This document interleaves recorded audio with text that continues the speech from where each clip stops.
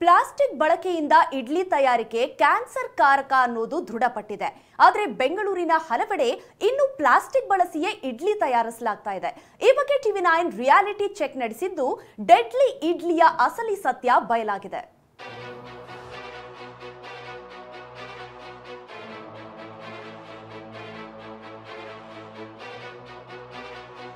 ಬೆಳಗಿನ ಉಪಹಾರಕ್ಕೆ ಬಹುತೇಕರ ಆಯ್ಕೆಯಾಗಿರುವ ಇಡ್ಲಿ ತಯಾರಿಕೆಯಲ್ಲಿ ಪ್ಲಾಸ್ಟಿಕ್ ಬಳಕೆ ಕ್ಯಾನ್ಸರ್ ಕಾರಕ ಅನ್ನೋ ಅಂಶವೇನೋ ಬಯಲಾಗಿದೆ.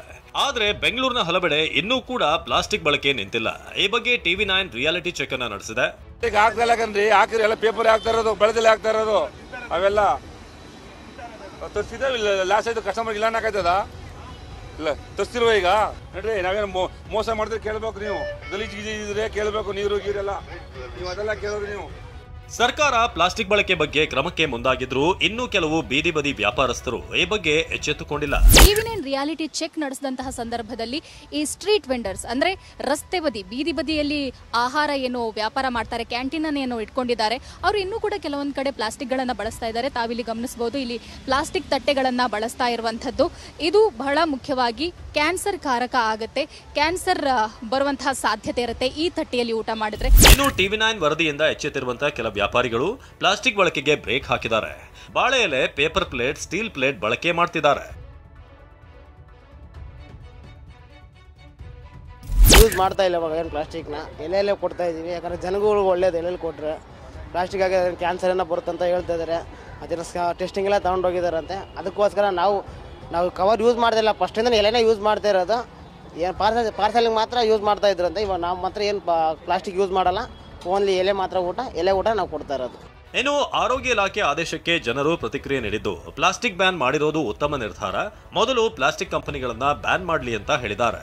ಪ್ಲಾಸ್ಟಿಕ್ ಬಳಸ್ತಾರೆ, ಬೇಗ ತೆಗಿಯೋಕೆ ಈಸಿ ಆಗುತ್ತೆ ಇಡ್ಲಿ ಅಂತ. ಬಟ್ ಅದರಿಂದ ಏನಾಗುತ್ತೆ, ಬಾಯಲಾಗಬೇಕಾದ್ರೆ ಅದು ಲಿಕ್ವಿಡ್ ಇದಾದಾಗ ಕ್ಯಾನ್ಸರ್ಗೆ ಅದು ಕಾರಣ ಆಗುತ್ತೆ, ಖಂಡಿತ. ಅದು ರಾಜಾಜಿನಗರದ ESI ಆಸ್ಪತ್ರೆ ಬಳಿಯೂ ಕೂಡ ಇಡ್ಲಿ ತಯಾರಿಕೆಗೆ ಬಟ್ಟೆ ಬಳಸ್ತಿದ್ದಾರೆ.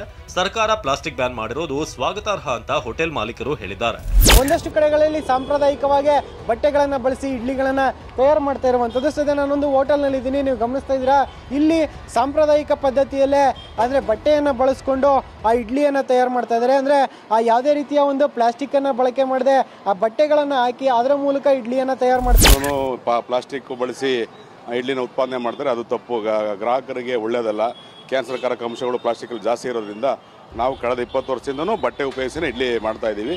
ಇನ್ನು ಬೆಂಗಳೂರಿನ ಹಲವು ಹೋಟೆಲ್ಗಳಲ್ಲಿ ಬಟ್ಟೆಯನ್ನೇ ಬಳಸಿ ಇಡ್ಲಿ ತಯಾರಿಸುತ್ತಿದ್ದು ಸರ್ಕಾರದ ಆದೇಶವನ್ನ ಒಪ್ಪಿಕೊಂಡಿದ್ದಾರೆ.